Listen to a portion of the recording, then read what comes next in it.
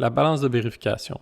3 mots qui peuvent sembler énigmatiques, mais qui sont essentiels dans le monde de la comptabilité. Vous vous demandez sûrement, qu'est-ce que c'est exactement? À quoi sert-elle? Comment puis-je en créer une pour mon entreprise? Vous êtes au bon endroit. Aujourd'hui, nous allons démystifier la balance de vérification, ce pilier incontournable des états financiers. Si vous voulez être un comptable ou que vous dirigez déjà votre propre entreprise, c'est une compétence essentielle à maîtriser. Mais avant de commencer, s'il vous plaît, n'oubliez pas de cliquer sur le bouton j'aime. Cela nous motive à vous apporter encore plus de contenu de qualité. OK, la balance de vérification. La balance de vérification est un rapport comptable qui répertorie tous les comptes du grand livre d'une entreprise avec leurs soldes respectifs à une date précise, que ce soit au débit ou au crédit. Que vous soyez un professionnel de la comptabilité, un propriétaire d'entreprise ou simplement quelqu'un qui veut en savoir plus sur les finances, cette information est cruciale. Elle est utilisée pour s'assurer que les montants totaux des débits et des crédits correspondent, garantissant ainsi que toutes les entrées comptables sont bien équilibrées. En d'autres termes, c'est une étape cruciale pour s'assurer qu'il n'y a pas d'erreur dans les livres comptables. Si les totaux des deux colonnes, débit-crédit, ne correspondent pas, cela indique qu'une erreur a été commise lors de la saisie des transactions. La balance de vérification est généralement établie à la fin d'une période comptable, avant la préparation des états financiers. Qui utilise la balance de vérification? Comptables et techniciens comptables, ce sont les premiers utilisateurs de la balance de vérification. Ils s'en servent quotidiennement ou mensuellement pour s'assurer que les entrées du journal comptable sont exactes et équilibrées. Les vérificateurs externes. Lors de l'audit d'une entreprise, les vérificateurs externes utilisent la balance de vérification pour commencer leur examen des états financiers. Elle leur permet de voir rapidement si des erreurs évidentes ont été commises. Gestionnaires et propriétaires d'entreprise. Bien qu'ils ne la créent pas eux-mêmes, ils l'utilisent pour avoir une vue d'ensemble de la santé financière de leur entreprise, notamment pour identifier les irrégularités ou les tendances inattendues. Étudiants en comptabilité. Pour ceux qui apprennent la base de la comptabilité, la création et l'analyse de la balance de vérification sont des compétences essentielles. Elle leur permet de comprendre la relation entre débit et crédit et de voir comment les transactions affectent différents comptes. Comment est-elle utilisée? Pour vérifier l'équilibre, le but principal de la balance de vérification est de s'assurer que le total des débits égale le total des crédits. Si ce n'est pas le cas, une erreur a été commise.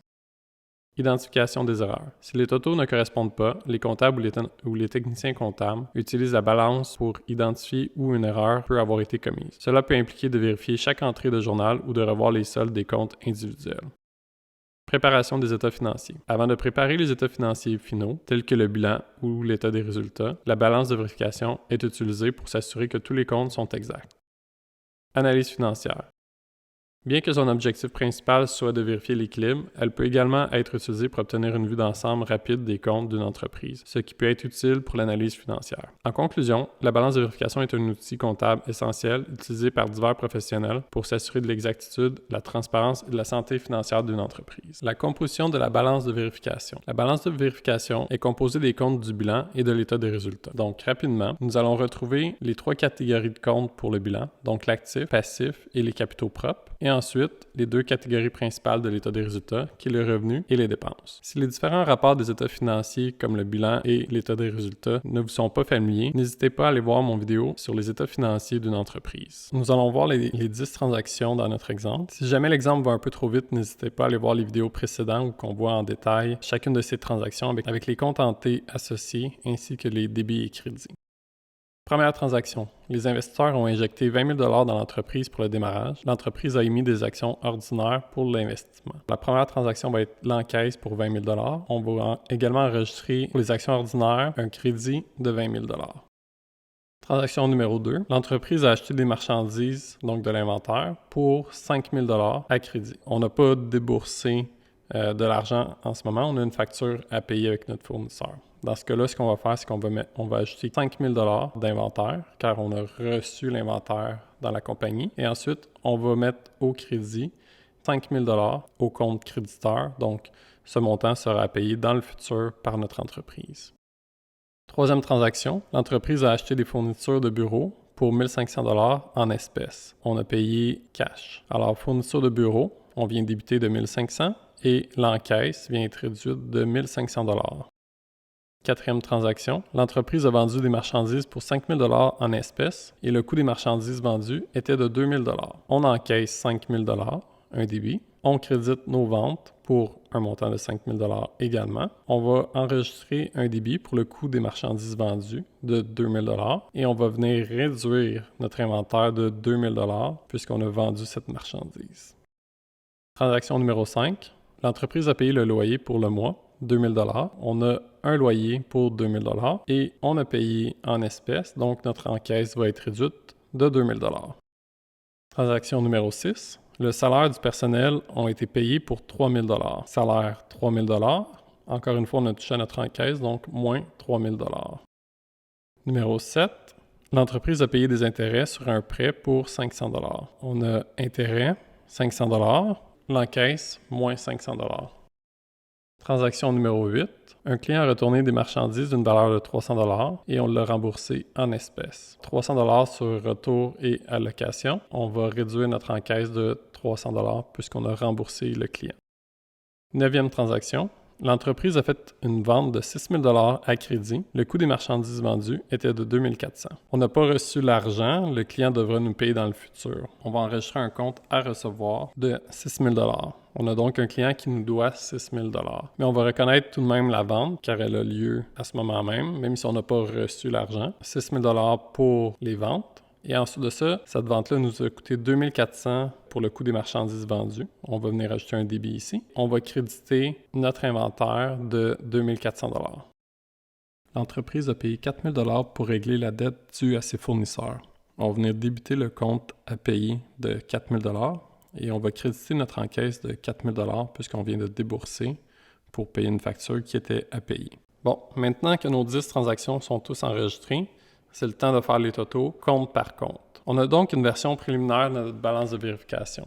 Il faut maintenant la transformer pour avoir nos débits et nos crédits. Pour le faire, il faut simplement convertir nos chiffres négatifs en positifs et les mettre dans la colonne crédit. Les erreurs possibles. La balance de vérification est un outil essentiel pour identifier et corriger les erreurs dans le processus comptable. Cependant, même si elle est équilibrée, c'est-à-dire que le débit correspond au crédit, il peut y avoir des erreurs. Voici quelques-unes des erreurs fréquentes que l'on peut rencontrer. Omission complète. Une transaction entière peut être omise des livres comptables. Un doublon. Une transaction est enregistrée 2 fois par accident. Erreur de montant. Le montant saisi est incorrect. Par exemple, nous avons enregistré 500 $ au lieu de 50 $. Erreur de compte. Une transaction est enregistrée dans le mauvais compte. Par exemple, l'enregistrement d'une dépense de publicité sous le compte de fourniture de bureau. Une erreur chronologique. Enregistrer une transaction à la mauvaise date. Une erreur de principe, donc une entrée qui ne respecte pas les principes comptables appropriés. Une transposition, c'est-à-dire une inversion de chiffre lors de l'enregistrement. Par exemple, enregistrer 63 $ au lieu de 36 $. Une mauvaise utilisation des colonnes débit-crédit. Une transaction incorrectement enregistrée, mais les montants sont inversés entre les colonnes de débit et crédit. Bien que la balance de vérification puisse aider à identifier certaines de ces erreurs, elle ne garantit pas l'exactitude complète des états financiers. Une révision détaillée et régulière, ainsi qu'une bonne connaissance des opérations et des comptes de l'entreprise est essentielle pour assurer une comptabilité précise. 5 points importants à retenir de cette vidéo. 1. L'équilibre est la clé. La balance de vérification assure que le total des débits est égal au total des crédits. Si ce n'est pas le cas, c'est le signe qu'il y a une erreur quelque part. 2. Ce n'est pas infaillible. Même si elle est équilibrée, cela ne signifie pas nécessairement que tous vos chiffres sont corrects. Des erreurs peuvent toujours se cacher, donc une vigilance constante est nécessaire. 3. Un outil de diagnostic. Pensez à la balance de vérification comme une radiographie financière. Elle vous donne une vue d'ensemble des transactions et vous aide à identifier rapidement où les choses pourraient avoir mal tourné. 4. Fondamental pour les entreprises. Sans une balance de vérification fiable, vous pourriez prendre des décisions basées sur des informations incorrectes. Elle est donc essentielle pour gérer une entreprise avec succès. 5. La base de la comptabilité. Avant de plonger dans des rapports financiers plus détaillés, comme le bilan ou l'état des résultats, la balance de vérification est votre première étape. Maîtrisez-la et vous aurez une base solide pour comprendre le reste de la comptabilité. Si vous avez trouvé cette vidéo utile, n'oubliez pas de cliquer sur le bouton j'aime. Et si vous souhaitez plonger plus profondément dans l'univers fascinant de la comptabilité, n'hésitez pas à vous abonner à la chaîne. Vos commentaires sont toujours les bienvenus, alors dites-moi, quelle est la chose la plus surprenante que vous ayez découverte en faisant votre balance de vérification? Partagez vos histoires dans les commentaires. Sur ce, bonne journée.